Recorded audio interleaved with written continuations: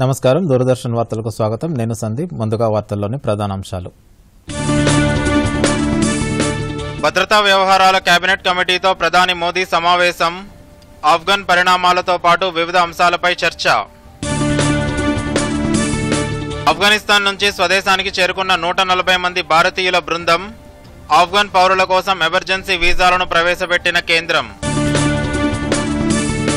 ఆఫ్ఘనిస్తాన్ ఆపద్ధర్మ అధ్యక్షుడిగా తనకు తానే ప్రకటించుకున్న అమ్రుల్లా సలేహ్ రాజ్యాంగం ప్రకారం తానే అధ్యక్షుడినంటూ ట్వీట్ టోక్యో పారాలింపిక్స్ క్రీడాకారులకు యావత్ భారతం అండగా నిలుస్తుందన్న ప్రధాని ప్రజల ఆశీర్వాదాలతో విజయం సాధించి రావాలంటూ పిలుపు కేసీఆర్ నాయకత్వంలో రాష్ట్రం అన్ని రంగాల్లో అగ్రస్థానంలో నిలిచిందన్న మంత్రి కేటీఆర్ దళితుల జీవన ప్రమాణాలను మెరుగుపరచడమే దళిత బంధు పథకం లక్ష్యమని స్పష్టీకరణ రెండో రోజు 38,000 మంది రైతులకు రుణ విముక్తి ₹1,00,000 వరకు రుణమాఫీ చేస్తామన్న మంత్రి నిరంజన్ రెడ్డి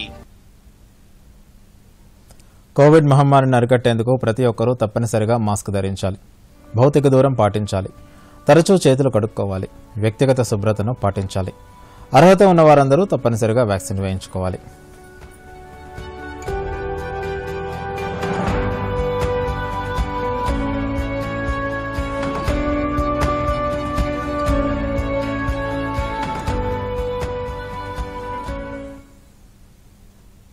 ఇక వార్తల్లోని వివరాలు. ప్రధానమంత్రి నరేంద్ర మోదీ భద్రతా వ్యవహారాల కేబినెట్ కమిటీతో సమావేశమయ్యారు. కేంద్ర హోంశాఖ మంత్రి అమిత్ షా, రక్షణ శాఖ మంత్రి రాజ్నాథ్ సింగ్, ఆర్థిక శాఖ మంత్రి నిర్మలా సీతారామన్, జాతీయ భద్రతా సలహాదారు అజిత్ దోవల్, ఇతర విదేశాంగ ఉన్నతాధికారులు ఈ సమావేశానికి హాజరయ్యారు. ఆఫ్ఘనిస్తాన్ తాలిబాన్ల ఆధీనంలోకి వెళ్లిన నేపథ్యంలో అక్కడి భారతీయుల పరిస్థితితో పాటు వివిధ అంశాలపై ప్రధాని చర్చించారు. అక్కడి భారతీయులను స్వదేశానికి రప్పించడంతో పాటు ఆఫ్ఘన్లోని మైనారిటీ వర్గాలను దేశంలోకి అనుమతించే విషయంలో అనుసరించాల్సిన విధి విధానాలపై కూడా చర్చించినట్లు సమాచారం.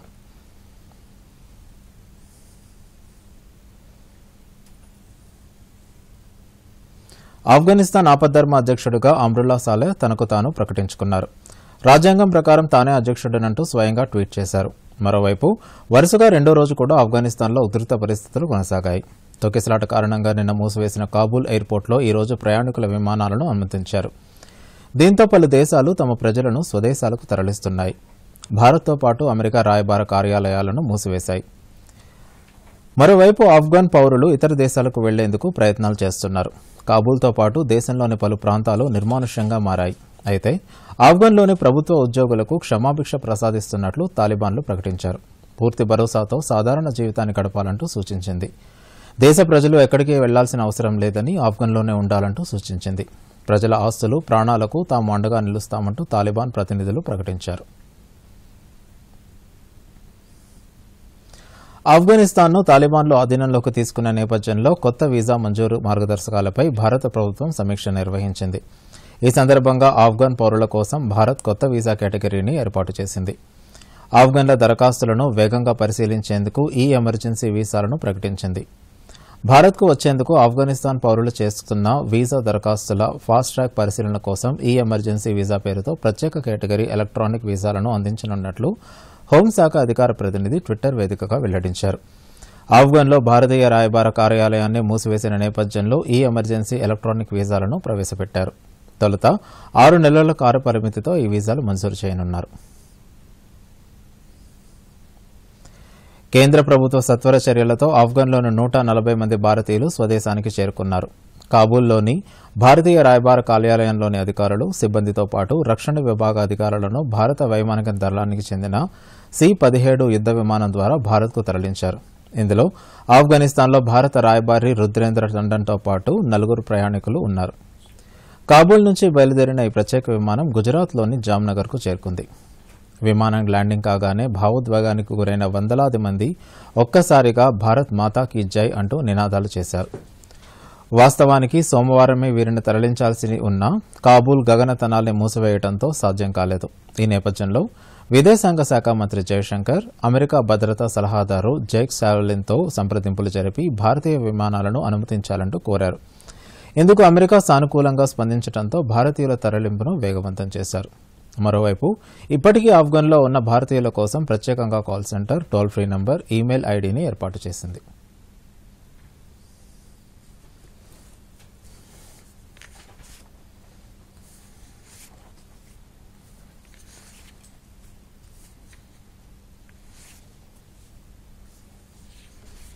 Who found themselves in distress because of the fast changing situation. So our policy was that anyone who reached the embassy was taken into the embassy.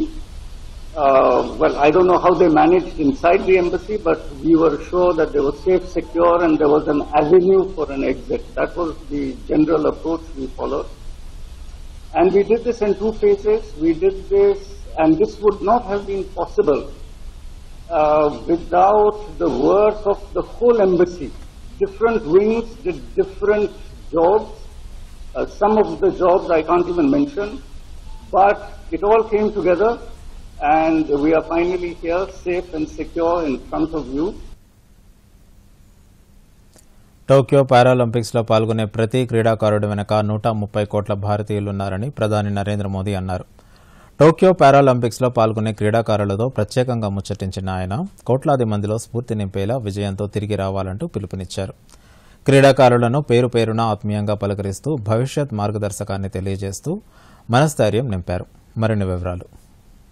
Tokyo పారాలింపిక్స్లో పాల్గొనే భారత పారా అథ్లెట్లు అత్యుత్తమ ప్రతిభతో దేశానికి కీర్తి ప్రతిష్టలు తెస్తారని ప్రధాని నరేంద్ర మోదీ ఆకాంక్షించారు. టోక్యోకు బయలుదేరి వెళ్తున్న పారాలింపిక్ క్రీడాకారులతో ప్రధాని వీడియో కాన్ఫరెన్స్ ద్వారా ముచ్చటించారు. జీవితాన్ని గెలిచిన మీరంతా ఆటలోనూ గెలుస్తారంటూ ప్రధాని మనోస్థైర్యాన్ని నింపారు. ఒలింపిక్స్ క్రీడాకారులకు అందించినట్లుగానే యావత్ భారతీయులు అండగా నిలుస్తారంటూ ప్రధాని సూచించారు. जिंदगी को जीतने का कॉन्फिडेंस भी है और गेम जीतना तो आपके लिए बाएं हाथ का खेल होता है. मेडल तो मेहनत से अपने आप आने ही वाले हैं. आपने देखा ही है ओलंपिक्स में हमारे कुछ खिलाड़ी जीते तो कुछ चूके भी, लेकिन देश सबके साथ मजबूती से खड़ा था, सबके लिए चीयर कर रहा था. साथियों, एक खिलाड़ी के तौर पर आप ये बखूबी जानते हैं कि मैदान में जितनी फिजिकल स्ट्रेंथ की जरूरत होती है उतनी ही मेंटल स्ट्रेंथ भी मायने रखती है. आप लोग तो विशेष रूप से ऐसी परिस्थितियों से निकल करके आगे बढ़े हैं जहां मेंटल स्ट्रेंथ से ही इतना कुछ मुमकिन हुआ है. इसलिए आज देश अपने खिलाड़ियों के लिए इन सभी बातों का ध्यान रख रहा है. గ్రామీణ ప్రాంతాల్లో కూడా ప్రతిభావంతులకు కొదవలేదన్న ప్రధాని మట్టిలోని మాణిక్యాలను వెలికి తీసేందుకు దేశంలోని 250 జిల్లాల్లో 320 కేంద్రాల్లో ఖేలో ఇండియా సెంటర్లను ఏర్పాటు చేశామన్నారు. ఒలింపిక్స్లో విజయమే లక్ష్యంగా క్రీడాకారులకు అవసరమైన మౌలిక వసతులు కల్పించామన్నారు. 250 से ज्यादा जिलों में 360 खेलो इंडिया सेंटर्स बनाए गए हैं ताकि स्थानीय स्तर पर ही प्रतिभाओं की पहचान हो, उन्हें मौका मिले. आने वाले दिनों में इन सेंटर्स की संख्या बढ़ाकर 1000 तक की जाएगी. इसी तरह हमारे खिलाड़ियों के सामने एक और चुनौती संसाधनों की भी होती थी. आप खेलने जाते थे तो अच्छे ग्राउंड, अच्छे उपकरण नहीं होते थे. इसका भी असर खिलाड़ी के मनोबल पर पड़ता था. वो खुद को दूसरे देशों के खिलाड़ियों से कमतर समझने लग जाता था.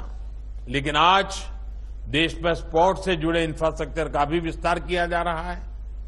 देश ने खुले मन से अपने हर एक खिलाड़ी की पूरी मदद कर रहा है.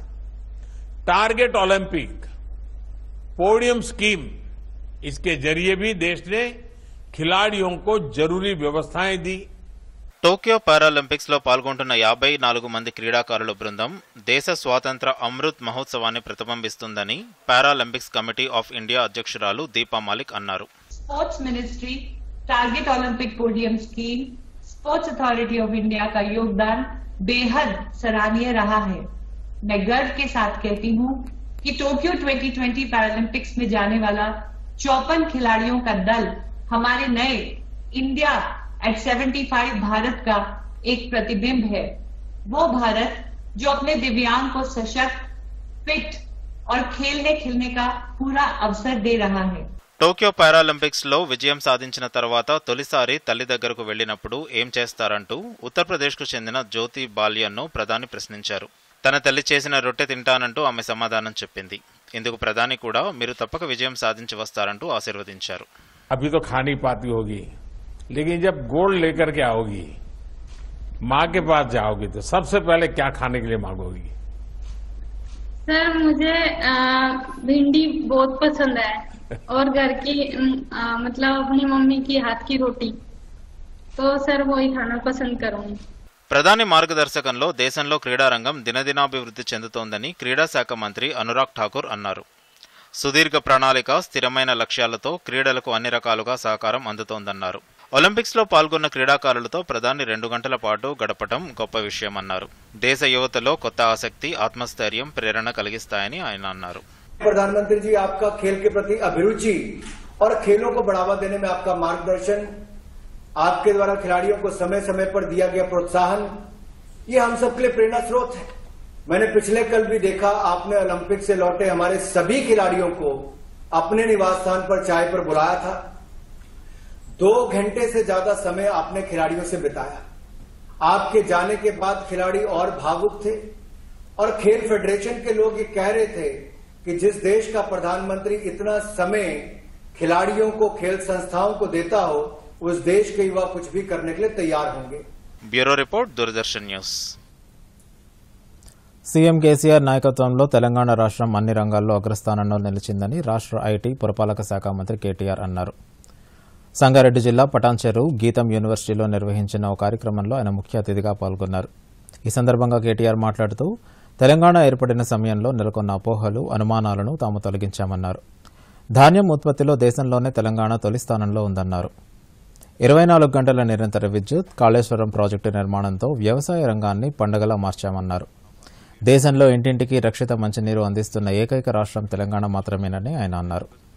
రైతు బంధువుతో అన్నదాతల ఆత్మహత్యలు నిలిచిపోయాయన్నారు. హరితహారంతో రాష్ట్రంలో పచ్చదనం 28 నుంచి 33% పెంచే ప్రయత్నం చేస్తున్నట్లు మంత్రి కేటీఆర్ వివరించారు. దళిత బంధు దేశానికే ఆదర్శంగా నిలుస్తుందన్నారు. దళితుల జీవితాలను మెరుగుపరిచేందుకే ప్రభుత్వం దళిత బంధు పథకాన్ని ప్రారంభించిందని కేటీఆర్ తెలిపారు. 2-3 things for you to think. Firstly, yes, it's a bold reform. It's very, very bold. It's very, very radical. And our Honorable Chief Minister can only dream big. That's his problem. He can't think small. He can't think big. Dream small. When he thought about Raitu Bandhu, the same question popped up. A lot of people said, is it practical? Is it feasible? Will it work? We've not only done Raitu Bandhu successfully, we have now set the tone for the rest of the country. Today, about 11 states have come out with their own programs. In Odisha, they call it Kalia. In Bengal, they call it Krishi Bandhu or Krishak Bandhu, I think it's called. And like I said, Honorable Prime Minister himself took it upon. I think he took so much liking to the scheme, he also adopted it. He calls it PM Kisan. So Raitu Bandhu became a trendsetter that way. Like I told you, Mission Bhagirath, again, it became a source of inspiration for Jal Jeevan Mission. And today they're trying to implement it across the country. Mission Kakatiya, again, has become a... రాష్ట్రంలో రెండో రోజు 38,050 మంది రైతులకు రుణ విముక్తి కలిగినట్లు వ్యవసాయ శాఖ మంత్రి సింగిరెడ్డి నిరంజన్ రెడ్డి తెలిపారు. ఇందుకోసం ఆయా రైతుల ఖాతాల్లో 100,70,00,000 రూపాయలు జమ చేసినట్లు ఆయన తెలిపారు. ఎన్నికల సమయంలో ఇచ్చిన హామీకి అనుగుణంగా ₹1,00,000 లోపు రైతు రుణాలను పూర్తిగా మాఫీ చేస్తామని ఆయన స్పష్టం చేశారు. కరోనా కారణంగా రైతు రుణమాఫీ ఆలస్యమైందన్న ఆయన క్లిష్ట సమయాల్లోనూ రైతుల నుంచి 100% పంటను కొనుగోలు చేశామని వెల్లడించారు.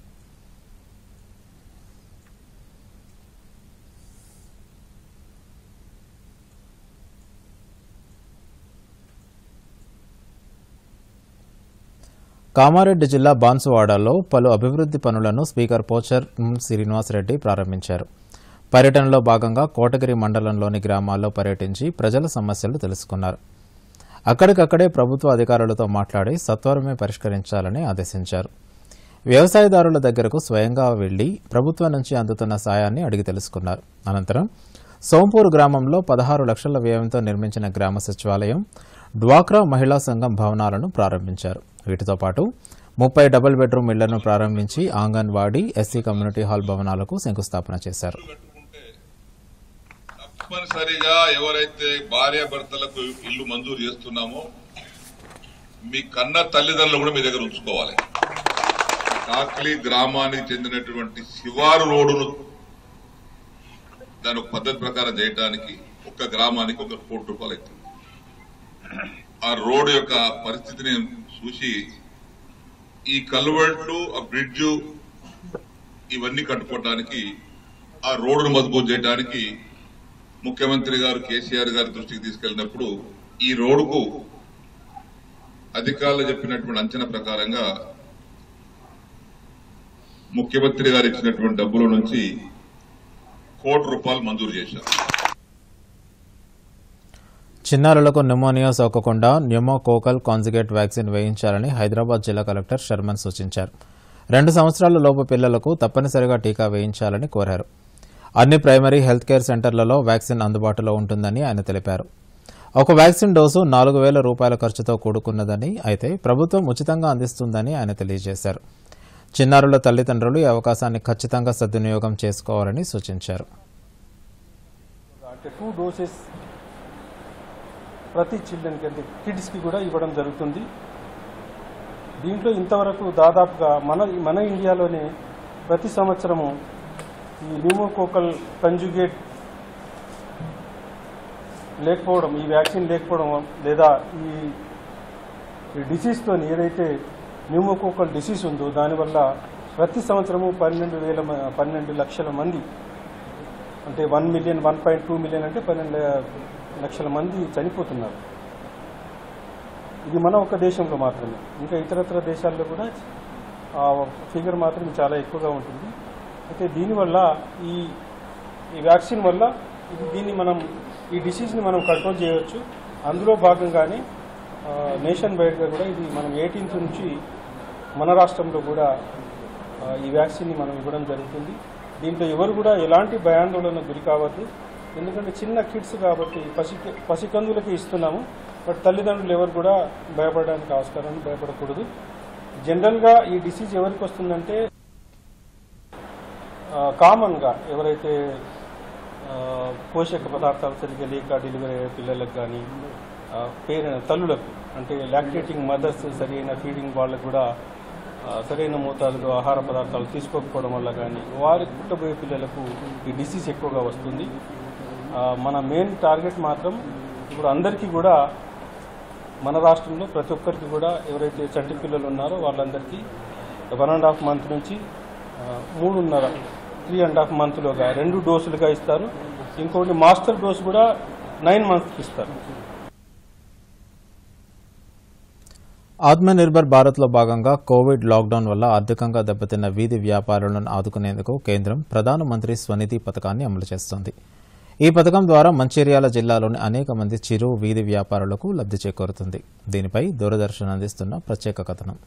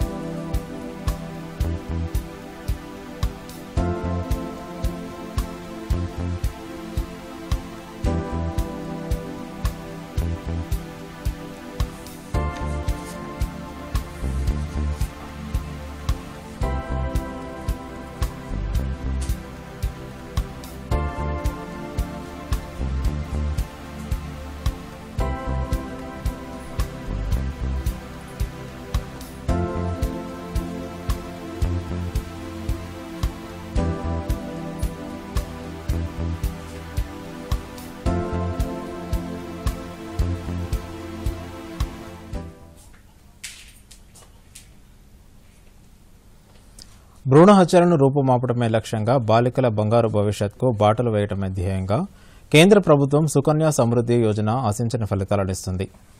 బేటీ బచావ్ బేటీ పడావ్ నినాదంతో దేశవ్యాప్తంగా అమలు చేస్తున్నారు. అత్యధిక వడ్డీ రేటుతో పాటు ఏటికేడు చక్రవడ్డీతో రాబడినిచ్చేలా ఈ పథకాన్ని రూపొందించారు. జయశంకర్ భూపాలపల్లి జిల్లా చిట్యాలలో పథకం తీరుపై ప్రత్యేక కథనం. బాలికల బంగారు భవిష్యత్కు బాటలు వేస్తూ తల్లిదండ్రులకు భరోసా కల్పించడంలో కేంద్ర ప్రభుత్వం ప్రవేశపెట్టిన సుకన్య సమృద్ధి పూర్తి స్థాయిలో విజయం సాధిస్తోంది. అటు బాలికల ఉన్నత చదువులకు ఆసరాగా ఉండటంతో పాటు వివాహాలకు సైతం అక్కరకు వస్తూ ఉండటంతో ఆడపిల్లల తల్లిదండ్రులు ఈ పథకంలో చేరుతున్నారు. తక్కువ పెట్టుబడితో పాటు అధిక రాబడి వస్తూ ఉండటంతో పథకంలో చేరే వారి సంఖ్య రోజురోజుకు పెరుగుతుంది. పూర్తి స్థాయిలో విజయం సాధిస్తోంది. అటు బాలికల ఉన్నత చదువులకు ఆసరాగా ఉండటంతో పాటు వివాహాలకు సైతం అక్కరకు వస్తూ ఉండటంతో ఆడపిల్లల తల్లిదండ్రులు ఈ పథకంలో చేరుతున్నారు. తక్కువ పెట్టుబడితో పాటు అధిక రాబడి వస్తూ ఉండటంతో పథకంలో చేరే వారి సంఖ్య రోజురోజుకు పెరుగుతుంది. జయశంకర్ భూపాలపల్లి జిల్లాలో చిట్యాల మండలంలో ఈ పథకంపై ఆడపిల్లలు పూర్తి భరోసా వ్యక్తం చేస్తున్నారు. చిట్యాల ప్రధాన తపాలా కార్యాలయ పరిధిలో ఇప్పటి వరకు 3,000 మంది సుకన్య సమృద్ధి ఖాతాలు తెరిచారు. ఆడపిల్లల తల్లిదండ్రులు లేదా సంరక్షకులకు మాత్రమే ఈ పథకం చేర్చే వీలు కల్పించారు. గరిష్టంగా 2 మాత్రమే ఈ పథకంలో చేర్చవచ్చు. అప్పుడే జన్మించిన చిన్నారి నుండి 10 ఏళ్ల వయసు వరకు ఈ పథకంలో చేర్చవచ్చు. ఏడాదికి కనిష్టంగా 250 రూపాయలు, గరిష్టంగా 1,50,000 రూపాయలు ఇందులో జమ చేయవచ్చు. కనీస మొత్తం తక్కువగా ఉండటం, గరిష్ట పరిమితి ఏడాది వరకు ఉండటంతో పేద మధ్యతరగతి వర్గాల వారు ఇందులో చేర్చేందుకు ఆసక్తి చూపుతున్నారు. నేను గత 3 సంవత్సరాలుగా ఇక్కడ పనిచేస్తున్నాను. నేను వచ్చిన కాంచెల్లి ఇక్కడ అనేక సుకన్య సమృద్ధి అకౌంట్లను ఓపెన్ చేయడం జరిగింది. ఊళ్ళో ఉన్నటువంటి ప్రతి ఆడపిల్లకు కూడా సుకన్య సమృద్ధి అకౌంట్ అనేది ఓపెన్ చేయడం జరుగుతుంది. సుకన్య సమృద్ధి అకౌంట్ అనేది పుట్టినప్పటి నుంచి 10 సంవత్సరాల లోపు ఉన్నటువంటి ఆడపిల్లకు ఓపెన్ చేయడం జరుగుతుంది. ఒక కుటుంబంలో గరిష్టంగా 2కి ఈ అకౌంట్ అనేది ఓపెన్ చేయడం జరుగుతుంది. పోస్ట్ ఆఫీస్లో ఉన్నటువంటి అన్ని పథకాలలోకెల్లా ఎక్కువ ఇంట్రెస్ట్ ఉన్నటువంటి పథకం ఇది. పోస్ట్ ఆఫీసులో ఉన్నటువంటి అత్యద్భుతమైనటువంటి పథకం. ఈ పథకం వల్ల ఆడపిల్లలు స్వయంగా అభివృద్ధి చెందడానికి కోసం, వాళ్ళ ఉన్నత చదువుల కోసం ఉపయోగపడే విధంగా ఉంటుంది. నాకు వచ్చే జీతంలో కొంత నేను వాళ్ళ పేరు మీద అకౌంట్లో సుకన్య సమృద్ధి యోజన అకౌంట్లో నేను జమ చేస్తున్నాను. అది రేపు వాళ్ళ హైయర్ ఎడ్యుకేషన్ కావచ్చు, వాళ్ళ మ్యారేజ్ విషయానికి చాలా ఉపయోగపడుతుందనే ఆశతో నేను వాటిని జమ చేయడం జరిగింది. చాలా భరోసాగా ఉన్నాం మేము. అది మెకానిక్ షాప్ అండి మాది. నేను పోస్ట్ ఆఫీస్లో టైలరింగ్ చేస్తా అండి. పోస్ట్ ఆఫీస్లో సుకన్య సమృద్ధి యోజనలో నేను మనీ సేవింగ్ చేస్తున్నా. ఎందుకు అనంటే 3 years నుండి చేస్తున్నా అండి. మా పాపకి ఇప్పుడు స్టడీకి అయినా లేకపోతే వాళ్ళ మ్యారేజ్ వరకు, ఆఫ్టర్ మ్యారేజ్కి డబ్బులు అవసరం కాబట్టి అందులో సేవ్ చేసుకుంటున్నా అండి. బాగుంది ఇది. Bureau report, Doordarshan news. Atmanirbhar భారత్లో భాగంగా కోవిడ్ లాక్డౌన్ వల్ల ఆర్థికంగా దెబ్బతిన్న వీధి వ్యాపారులను ఆదుకునేందుకు కేంద్రం ప్రధానమంత్రి స్వనిధి పథకాన్ని అమలు చేస్తోంది. ఈ పథకం ద్వారా మంచిర్యాల జిల్లాలోని అనేక మంది చిరు వీధి వ్యాపారులకు లబ్ధి చేకూరింది. దీనిపై దూరదర్శన్ అందిస్తున్న ప్రత్యేక కథనం. ప్రధానమంత్రి స్వనిధి పథకం కింద చిరు వీధి వ్యాపారులకు బ్యాంకుల ద్వారా రుణాలు అందిస్తున్నారు. మంచిర్యాల జిల్లాలో ఈ పథకం కింద దరఖాస్తు చేసుకున్న 14,347 మంది వీధి వ్యాపారులకు 14,34,00,000 రూపాయల నగదును వారి ఖాతాల్లో నేరుగా జమ చేశారు. దరఖాస్తు చేసుకున్న వీధి వ్యాపారులందరికీ 10,000 రూపాయల చొప్పున నగదును లబ్ధిదారుల ఖాతాల్లో జమ చేశారు. ఈ పథకం ద్వారా 10,000 రూపాయల లోన్ తీసుకుని 12 నెలలు సక్రమంగా చెల్లించిన వారికి కేంద్ర ప్రభుత్వం 7% వడ్డీ రాయితీ కల్పిస్తున్నట్లు లీడ్ బ్యాంక్ మేనేజర్ హవేలీ రాజు దూరదర్శన్కు తెలిపారు. మొదటి విడతలో లోన్ తీసుకుని సక్రమంగా చెల్లించిన వారికి మరలా 20,000 రూపాయలు రుణం తీసుకునే అవకాశం కల్పించామని చెప్పారు. ఇప్పటివరకు మా జిల్లాలో 14,347 PM Svanidhi street vendor loan sanction చేయడం జరిగింది. ఈ శాంక్షన్ లో భాగంగా ఇప్పటివరకు 14,34,00,000 అమౌంట్ శాంక్షన్ చేయడం జరిగింది. మరియు శాంక్షన్ చేసిన వాటిల్లో కూడా 13,600 బెనిఫిషరీస్ కి వారి ఖాతాలో జమ చేయడం జరిగింది. తిరిగి బ్యాంకులకు చెల్లించి మరలా తిరిగి పూర్తి చెల్లించిన తర్వాత కూడా మళ్లీ 20,000 లోన్ పొందే అవకాశం ఉంది. మరియు ఈ పిఎం స్వనిధి లోన్ అవైల్ చేసుకున్న వాళ్ళందరూ కూడా డిజిటల్ ట్రాన్సాక్షన్ చేసినట్టయితే వాళ్ళకి వడ్డీ రాయితీ పొందే అవకాశం కూడా ఉంది. ఆర్థికంగా నష్టపోయిన తమకు ప్రధానమంత్రి స్వనిధి పథకం తమకు ఎంతగానో ఉపయోగపడిందని మంచిర్యాల జిల్లాలోని వీధి వ్యాపారులు హర్షం వ్యక్తం చేస్తున్నారు. మాకు ఆత్మనిర్భర్ పథకం ద్వారా మాకు కేంద్ర ప్రభుత్వం 10,000 రూపాయల లోన్ శాంక్షన్ చేసింది. మన తెలంగాణ గ్రామీణ బ్యాంకు వారు మాకు ఈ సహకారంతో వచ్చినవి. ఈ 10,000 ఈ కరోనా కాలంలో మాకు వచ్చిన 10,000తో చాలా ఉపయోగపడ్డది. కోవిడ్ లాక్డౌన్ వల్ల ఆదాయం కోల్పోయిన వీధి వ్యాపారుల ఆర్థిక పరిస్థితి తిరిగి పుంజుకునేందుకు ప్రధానమంత్రి స్వనిధి పథకం ఎంతగానో తోడ్పడుతోంది. Bureau report, Doordarshan news. తగిన వృత్తి నైపుణ్యం, స్వయం ఉపాధిలో రాణించే సామర్థ్యం ఉన్న ఆర్థిక భరోసా లేని యువతకు ప్రధానమంత్రి ముద్రా యోజన కొండంత అండగా నిలుస్తోంది. ఎలాంటి పూచీకత్తు లేకుండా బ్యాంకులు అందిస్తున్న సాయంతో యువత సొంత కాళ్లపై నిలబడగలుగుతున్నారు. వికారాబాద్ జిల్లా తాండూరులో ఈ పథకం ద్వారా ఆర్థిక ప్రయోజనం పొందిన యువతపై దూరదర్శన్ అందిస్తున్న ప్రత్యేక కథనం. ఆలోచనలకు కార్యరూపం చూపే నైపుణ్యం, నూతన ఆవిష్కరణలకు పాటుపడే శక్తి, యుక్తులు ఉన్న ఆర్థిక భరోసా లేని యువతకు ప్రధానమంత్రి ముద్రా యోజన బంగారు భవిష్యత్తుకు బాటవేస్తుంది. నైపుణ్యం కలిగిన యువతను ఆదుకోవటమే లక్ష్యంగా 2015 ఏప్రిల్ 8న కేంద్ర ప్రభుత్వం ఈ పథకాన్ని ప్రవేశపెట్టింది. Micro units development and refinance agency పేరుతో ఈ పథకాన్ని ప్రవేశపెట్టారు. వివిధ దశల ద్వారా 50,000 నుంచి 10 లక్షల వరకు రుణాలు అందిస్తున్నారు. తాండూరులోని యూనియన్ బ్యాంకు ద్వారా 54 మంది ఈ రుణాలు పొంది వివిధ వ్యాపారాలు చేస్తున్నారు. పట్టణానికి చెందిన పటోళ్ల రవీందర్ 5 లక్షల రూపాయల రుణం తీసుకుని సూపర్ మార్కెట్ను ఏర్పాటు చేశారు. దీని ద్వారా ఆర్థికంగా తను బలపడటంతో పాటు మరో 2 ఉపాధి చూపుతున్నారు. పెట్టిన ముద్రా లోన్స్ కింద 50,000, 5 లక్షలు, 10 లక్షల దాకా ఉన్నాయి.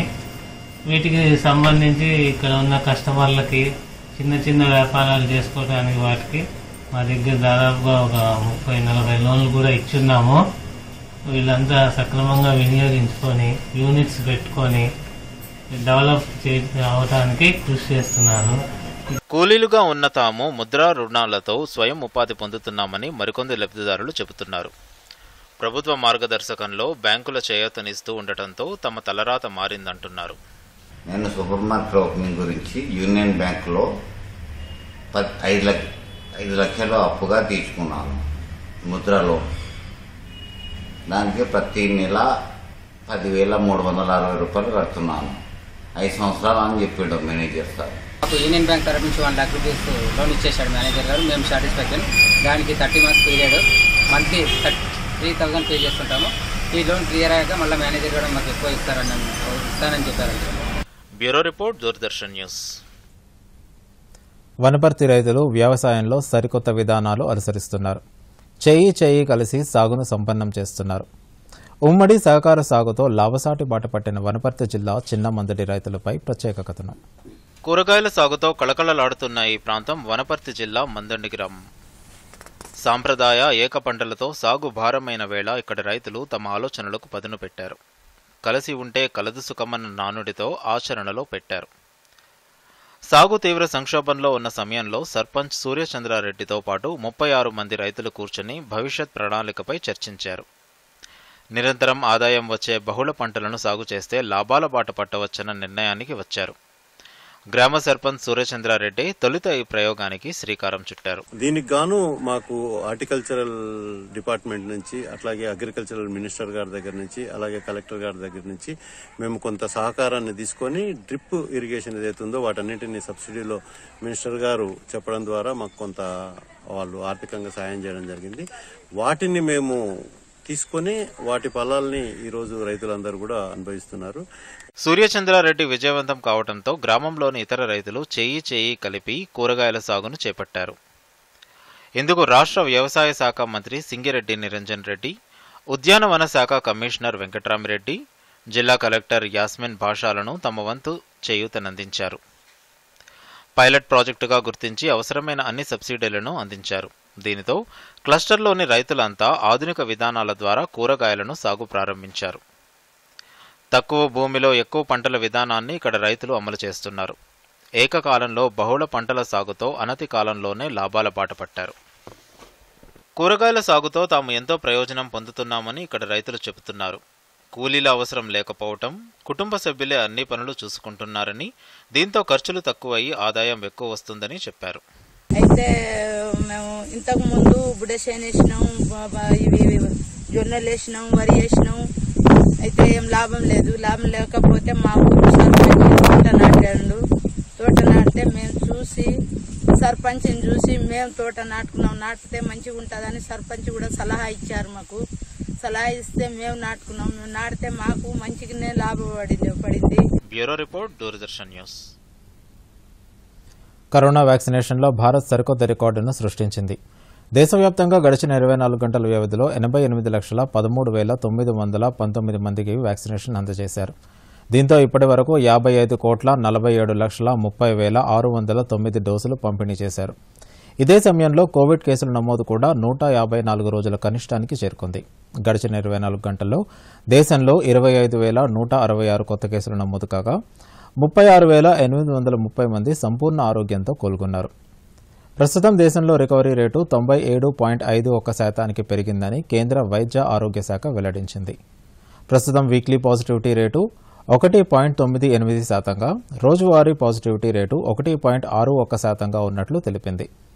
దేశవ్యాప్తంగా ఇప్పటివరకు 49,66,00,000 మందికి కోవిడ్ నిర్ధారణ పరీక్షలు నిర్వహించినట్లు కేంద్ర వైద్యారోగ్య మంత్రిత్వ శాఖ వెల్లడించింది.